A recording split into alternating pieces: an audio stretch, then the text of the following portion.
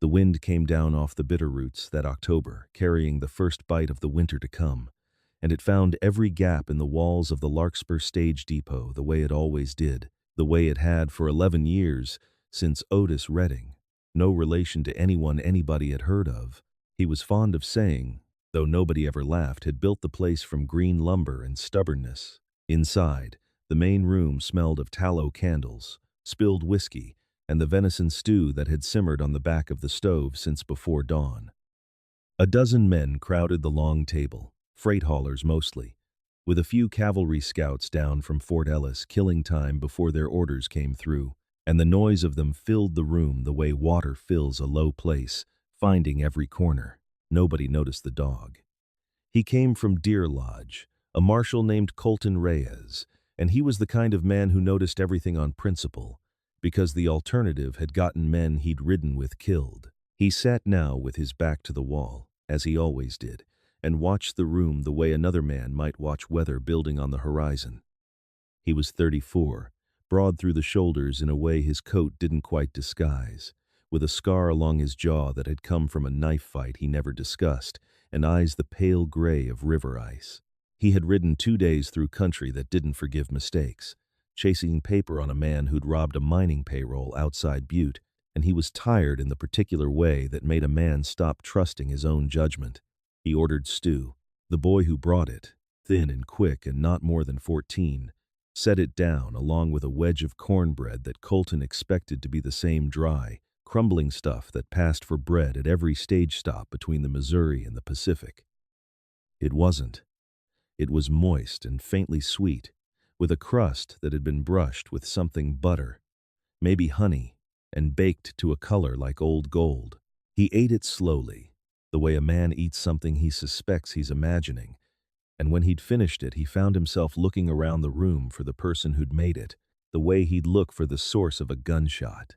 His eyes found her the way his eyes found everything, not by accident, but by the particular attention of a man whose survival had always depended on seeing what other men missed. She was perhaps 22, moving through the crowded room with a tray balanced against her hip, dark hair coming loose from its pins in a way that suggested she hadn't had a free hand to fix it in hours. She was, he registered distantly, lovely, not in the way saloon girls were lovely, painted and performing it, but in a way that seemed almost accidental, as though beauty were simply one more chore she hadn't gotten around to hiding. But it wasn't her face that held him. It was the way she moved through the room, like water moving around stones, adjusting, correcting, absorbing the carelessness of 12 tired men, without once losing her balance or raising her voice. A hand reached out to swat at her as she passed, playful and drunk, and she simply turned her hip a half inch and was gone before it landed, the way a woman learns to do only after a great deal of practice. This was Josephine Caraway, though nobody at the depot called her anything but girl, or, when Otis was in a generous mood, Joe. She had come to Larkspur 3 years past, riding in on a supply wagon with a letter of introduction from a cousin in Helena, and almost nothing else, after her father's freighting business had gone under in the panic and taken her mother's health along with it. She had buried them both inside of a single winter, one after the other, in ground so frozen the gravedigger had charged double. She was 22 years old, and had already lived enough grief for a woman of 60, and she had learned, in that grief, the particular skill of making herself small enough that the world stopped asking things of her she couldn't give. She was, in point of fact, remarkably intelligent. She had read every book that had ever passed through the depot, corrected the freight ledgers twice when Otis's arithmetic had failed him, and could recite whole passages of scripture and poetry both, having taught herself from her father's small trunk of books during the long hours between chores. Nobody had ever asked her opinion about anything. She had come to understand this, not as cruelty exactly, but as a kind of weather, a condition of the world, like the wind, that a sensible person simply endured rather than fought. She felt the marshal's eyes on her the way she felt any man's eyes, which was to say, she felt them and then made herself not feel them, a small internal discipline she performed 100 times a day. But something in the particular quality of his attention snagged at her, because it did not travel the familiar path down and away that men's eyes usually took. It stayed on her face. He raised his voice, not loud, but pitched to carry the way a lawman's voice learns to carry. Who made this cornbread? The room quieted the way rooms do when a question sounds like it might be a complaint. Otis, wiping a glass behind the bar, straightened up with the wary look of a man calculating how much an unhappy customer might cost him. Josephine felt her stomach drop the way it always did at that particular tone, and she turned toward the sound of it, already bracing herself, already rehearsing the apology. She found the Marshal's eyes waiting for her.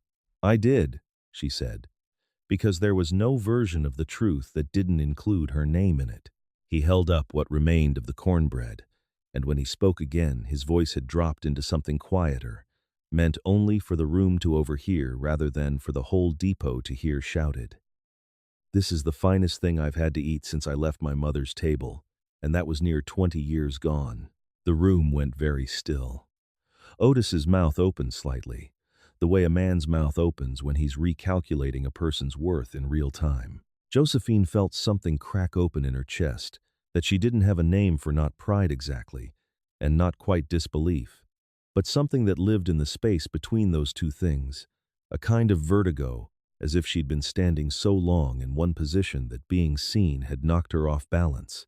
She managed a small nod, stiff and unpracticed, and retreated to the kitchen before her face could do anything else she didn't sanction. Colton watched her go. He finished the cornbread and the stew after it, and sat with the strange, settled feeling of a man who has just heard something important said in a language he's only beginning to learn. He noticed, over the following hour, that in all that time, she never once sat down. He found Otis later, after the room had thinned toward evening. "I'll need a room through the week," Colton said. "Man I'm after is holed up somewhere between here and the Judith country, and I mean to wait him out rather than ride blind into weather that'll kill me before I catch him." Otis, a heavy-set man with the perpetually harried look of someone always 3 tasks behind, was glad enough for the coin. "Room's yours, Marshal. Long as you don't mind the noise." Colton didn't mind the noise. He had told himself, riding in, that a week's wait made sound sense for a man tracking a fugitive through country turning hard toward winter. He told himself the same thing again that night, and again the next morning, and each time the words rang a little more hollow in his own head, because he understood, in the plain, unsentimental way he understood most things about himself, that there was another reason sitting underneath the sensible one, and that reason wore a gray dress and carried trays she never once set down for herself. He fell into a pattern without quite deciding to. He took his meals at the same table, angled so he could watch the kitchen door without seeming to. He learned the rhythm of her work, the particular economy of her movements, the way she could carry 4 plates where another woman needed 2 trips, the way her jaw tightened almost imperceptibly whenever a drunk cavalry scout said something crude and she simply moved past it as though the words had struck stone rather than skin.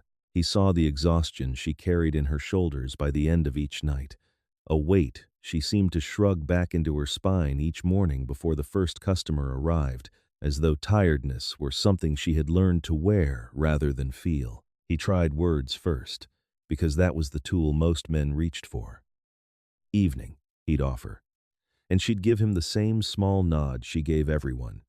Economical, unreadable, cornbread's fine as ever. He tried once, and something flickered at the corner of her mouth that might have been amusement. "I use my mother's recipe," she said, and was gone before he could answer. He understood, watching her, that words were not the currency she trusted. She had likely heard too many of them spent carelessly, promises and flatteries that cost the speaker nothing and meant less. He was a man who had learned his own trade through action rather than speech. You didn't argue a spooked horse into calm. You didn't negotiate with a man pointing a gun. You simply did the necessary thing, quietly, competently, and let the doing speak for you. So that was what he decided to do. He noticed, on his 3rd evening, that the well pump out back had a handle worn so smooth it slipped from her grip in the cold, forcing her to wrap both hands around it and throw her whole small weight into every stroke. She said nothing about it. She simply fought the pump the way she fought everything, without complaint, until the bucket filled. The next afternoon, while his horse was reshod at the livery, Colton spent an hour at the blacksmith's forge, fashioning a new handle from a length of iron rod, wrapping the grip end in leather he'd cut from a worn stirrup strap, and bound tight with waxed cord until it would hold through 100 winters. That evening he fitted it to the pump himself, working quickly while she was occupied inside, and said nothing about it when he returned to his table. She found it the next morning. He watched, from across the room, as she reached for the old handle out of habit and found the new one instead, watched her hand pause on the unfamiliar iron, watched her eyes travel the length of it plain, sturdy, exactly sized to a hand smaller than a man's. She looked up, and her gaze found him without hesitation, as though some part of her had already known where to look. He did not smile. He only held her eyes for the space of a breath, and then went back to his coffee. She pumped the water with ease, and something in the set of her shoulders, walking back inside, had loosened by a fraction that only a man who'd been watching very closely would have noticed. From then on, they spoke in that language instead. He mentioned to Otis that the depot's back step had rotted through and ought to be replaced before someone broke an ankle in the dark. The next day, lumber appeared, and Colton spent an evening he claimed was idle time rebuilding it. He noticed the woodpile dwindling faster than the boy could reasonably split it, and took an axe to it himself one cold morning before the sun was fully up, so that when she went out for kindling she found more than she needed, stacked with a neatness that told her exactly who had done it, though he never claimed the work aloud. She answered in her own currency. His portions grew larger, the best cuts finding their way onto his plate without explanation. His coffee began arriving before he'd asked for it, hot enough to burn, exactly the way he liked it, though he'd never once said so aloud. Small things. Foolish, perhaps, to build a courtship out of woodpiles and cornbread portions, but in the narrow, careful world they both inhabited, these were not small things at all. They were the only language either of them fully trusted. One of the cavalry scouts, a lean young corporal named Beauchamp, who fancied himself a wit, took to ribbing Colton about it openly. "Marshal's gone soft on stew, boys," he said one evening, loud enough to carry. "A man doesn't linger a week in a two-bit depot chasing a fugitive that's 3 days gone unless something else has caught his eye." Colton didn't answer, tightening the cinch on his saddle with more attention than the task required. "It's the girl, isn't it?" Beauchamp pressed, not unkindly, grinning around a piece of jerky. "Quiet one. You've got a face like a man walking into a church he ain't sure he's welcome in. Mind your fugitive hunting and I'll mind mine," Colton said, and swung up onto his horse before the conversation could go further.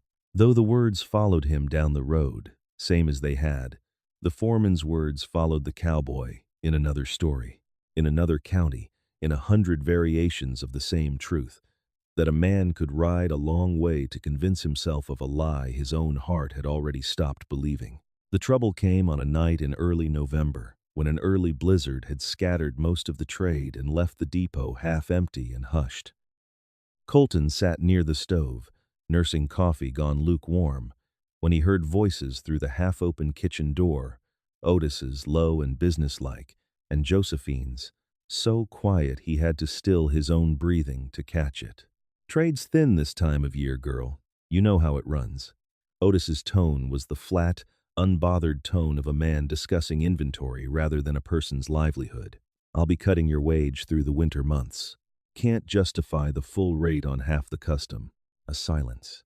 "And you'll take on the mending for the freight crews, besides no sense you sitting idle of an evening." Colton's jaw tightened. He had heard men discuss cattle with more consideration than Otis was affording the woman who ran his kitchen, minded his ledgers, and had likely saved him more money through her care than his own son could have managed. The silence stretched long enough that Colton found himself holding his own breath, waiting for it to break. When Josephine finally spoke, her voice carried the particular flatness of someone who had long since stopped expecting fairness and had simply made peace with its absence. "Yes, Mr. Redding." Something in Colton went cold and then, immediately after, very hot. He set down his coffee without finishing it, dropped coin on the table for his meal, and walked out into the snow without a word to anyone, needing the bite of the wind to cool whatever was building in his chest before it did something regrettable in front of witnesses. He didn't sleep. He lay in the narrow depot bed listening to the wind work at the shutters, turning the corporal's words over in his mind. A man doesn't linger unless something else has caught his eye and understanding. With the particular clarity that comes to a man near dawn after a sleepless night, that he had spent a week watching a woman be worn down by other people's carelessness, while telling himself that watching was a form of protecting her. It was not. He had been a spectator to her life, the same way the whole depot was noticing, admiring, and doing nothing that changed the actual shape of her days. That ended tonight, he decided, somewhere around the hour when the wind finally started to die down. He found her the following evening, in the last blue light before full dark, hauling ash out to the pit behind the depot, her shoulders hunched against a cold that had teeth in it now. She hadn't heard him approach. "Josephine," she startled, ash bucket swinging, and turned to find him closer than she'd expected, his hat in his hands, an unfamiliar seriousness in his face that made her instinctively brace for bad news. "I overheard Redding last night," he said, no preamble, because he'd decided somewhere in the sleepless hours that preamble was a luxury he no longer trusted himself to afford. "Cutting your wage while adding to your work, it isn't right." Something shuddered in her face, a curtain falling fast. "It's how things are run," she said, the words worn smooth from long use, a fact rather than a grievance. "It doesn't have to be how they're run for you," he said, and made himself keep going before his own nerve failed him. "There's a Marshal's outpost forming up outside Bannock. New territory office. Needs a cook and a keeper for the bunkhouse. Someone to run it proper. Pays fair. More than fair. There's a cabin goes with the position. Solid one. I built the chimney myself last spring, so I know the draft pulls true." He paused, watching confusion cross her face, and pushed the last of it out before he lost his nerve entirely. "You'd run your own kitchen. Order your own stores. Nobody telling you how to carry yourself or when to smile." It was not, in the strictest sense, a declaration. It was an offer of employment, plainly stated, and it was the only shape his feelings knew how to take after a lifetime of trusting deeds over words. But it carried inside it everything he hadn't learned to say aloud, that he had seen her, all of her, the tiredness and the intelligence and the quiet dignity she wore like armor, and that he wanted, more than he'd wanted almost anything, to build a place where all of that could finally rest. Josephine stood with the ash bucket forgotten in her hands, the wind pulling loose strands of hair across her face, studying him the way a person studies a bridge before deciding whether it will hold their weight. Her whole life had taught her that offers came with strings, that kindness was rarely free of a hidden cost.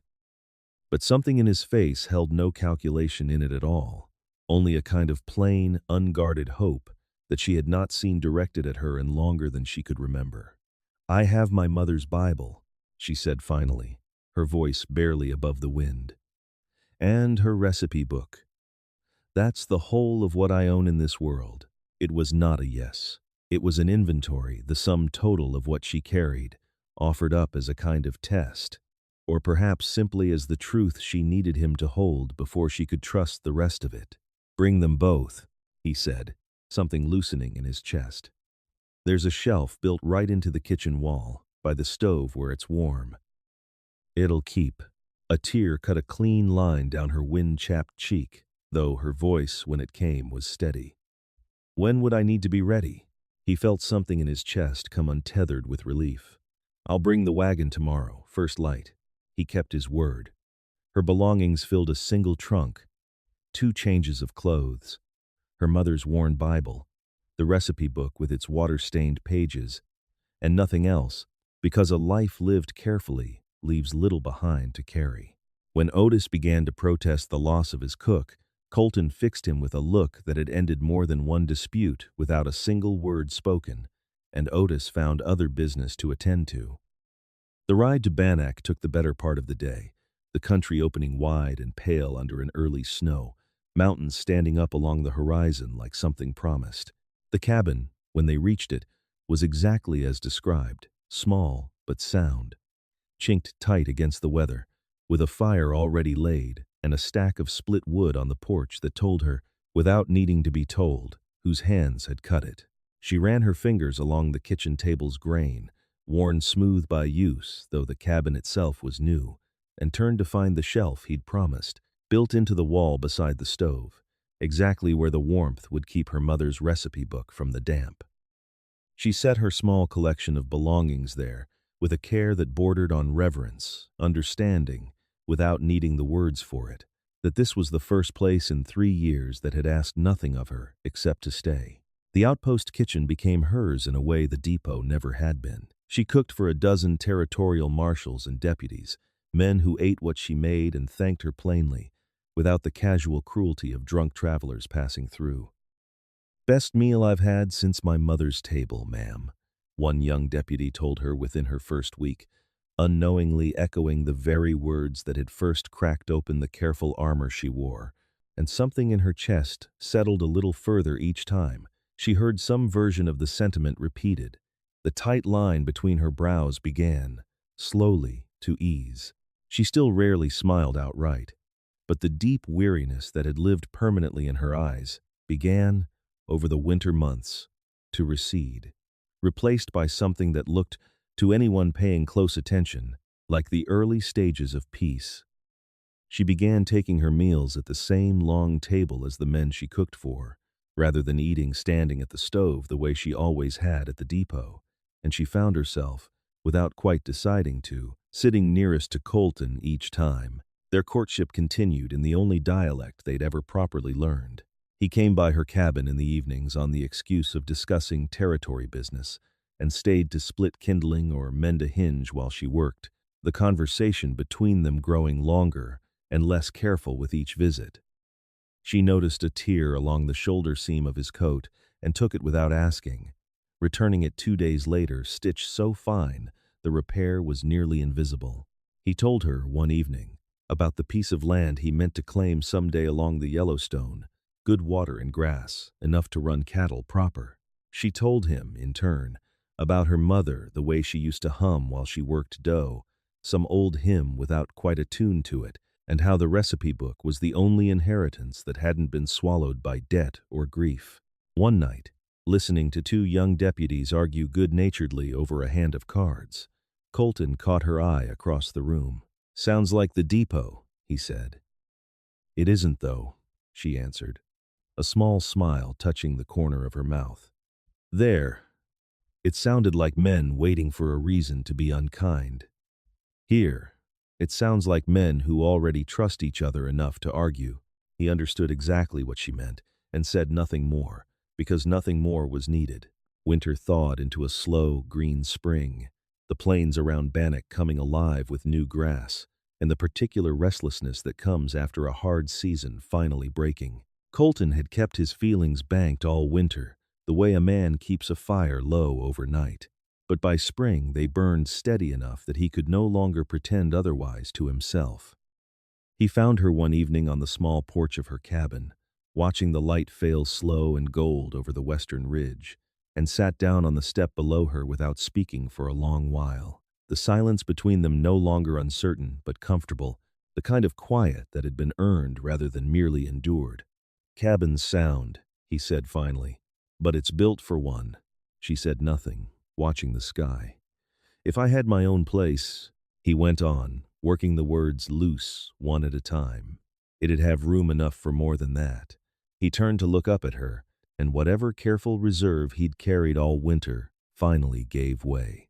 "I'm not a man who trades in pretty words, Josephine. Never have been. But I know what's true, and this is true. I'd like to build that place with you in it, as my wife." She turned her face down to his, the last of the light catching in her eyes, and after a long, still moment that felt to him like the whole spring holding its breath, a smile broke slowly across her face, warm and unguarded in a way he had never once seen from her, not even in all those months of small kindnesses traded back and forth like coin. "You finally got there," she said, laughing softly, something wry and fond threading through her voice. "Took you long enough, Marshal?" She reached down and laid her hand over his. "Yes," she said. "Obviously, yes." They were married on a bright morning in late June, under a sky scrubbed clean by weeks of rain, in the yard behind the territorial outpost, with the deputies standing witness in their best clothes, hats in hand. Josephine wore a dress, the pale blue of early morning, sewn by her own hand from cloth Colton had ordered up from Helena without telling her why. She carried nothing in her hands, no flowers, because her hands were meant for his. The circuit minister spoke of partnership and duty, but the truest vows between them had already been spoken in 100 small, unspoken acts: a mended coat, a rebuilt pump handle, a shelf built into a wall for a dead woman's recipe book. When the minister pronounced them married, Colton didn't kiss her in front of the gathered crowd. He simply took her hand in both of his and held it, the way a man holds something he has no intention of ever again taking for granted. 6 years on, the porch of their own place along the Yellowstone had grown wide enough for rocking chairs, the house behind it modest but solidly built, raised board by board across 2 summers of Colton's own labor, on land that carried both their names in the county register. The sun was going down behind the far ridge, laying gold and violet across the water, and Colton sat with his boots up on the rail, watching a boy of 5 with his own dark hair and his mother's watchful, careful eyes stack river stones into a tower on the porch steps with the patient stubbornness of a much older child. His name was Thomas. Inside, in a cradle Colton had carved through a long winter, a girl not yet a year old named Mercy slept through the evening noise the way only the very young can. Josephine came out with a coffee pot and 2 cups and a plate holding 4 pieces of cornbread, still warm, the crust the same color of old gold it had always been. She handed him his cup and the plate, and settled into the chair beside his. He broke off a piece, and the same faint sweetness rose up from it that had first stopped him cold in a crowded depot 6 years before. He ate slowly, savoring it the way a man savors something he has come to understand he will never take lightly again. "Still, the best thing I've ever eaten," he said, the way he'd said some version of it more times than either of them could count, and meant it every time. She looked at him with the kind of unhurried, settled love that no longer needed proving, reached over, and brushed a crumb from the corner of his mouth with her thumb. "Thomas has your patience for building things nobody asked him to build," she said, nodding toward the boy and his careful tower of stones. "And his mother's stubbornness about seeing them finished," Colton answered. He took her hand, their fingers finding the easy, worn fit of 6 years' practice, and they sat together as the light went from gold to violet to the first scattering of stars, watching their son work at his small, patient task in the deepening evening. It was not a grand life. It asked nothing of the world beyond what it had already been given. But it was whole, entire, complete in a way neither of them had believed possible in the years before a stranger noticed a woman nobody else had thought to look at twice, because that is, in the end, the whole of the matter. Being seen rarely announces itself with any great noise. More often it is as plain as a stranger noticing a worn pump handle, or a woman setting aside the best cut of meat for a man who never once demanded it. It is the long, unglamorous work of paying attention, of understanding that a person's true worth lives not in what they say for themselves, since so many never learn to say it at all, but in the quiet competence of their hands and the patient endurance of their heart. Love, at its truest, is rarely lightning. It is far more often a slow and steady, dawning the gradual, humbling realization that the very thing you had been searching for the whole of your life had been standing in plain sight all along, waiting only to be noticed. Sometimes the kindest thing you can do for someone is simply notice them, the tired hands, the quiet effort, the worth they've stopped expecting anyone to see. You don't need grand words or big gestures. A mended handle, a warm cup of coffee, a moment of real attention can tell someone they matter more than any speech ever could. Someone out there might just need you to look a little closer today. A small note for you. This story was written and imagined by AI purely for entertainment, though we hope its gentle life lesson stayed with you all the same.